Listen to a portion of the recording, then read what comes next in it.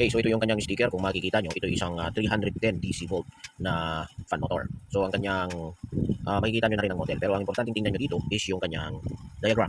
So makikita nyo pagka mga inverter na fan motor, DC kasi yan, kaya UVW. Ayan, means yung connection yan is parang ano na, pare-parehas dapat ang reading. So kailangan lang dyan i-check natin ang UVW.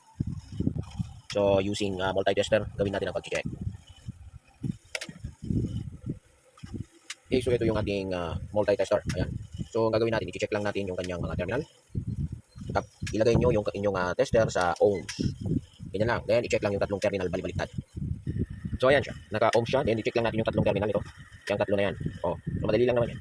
Check nyo lang one by one. Una, gitna at gilid. 102. Tapos, dalawang gilid.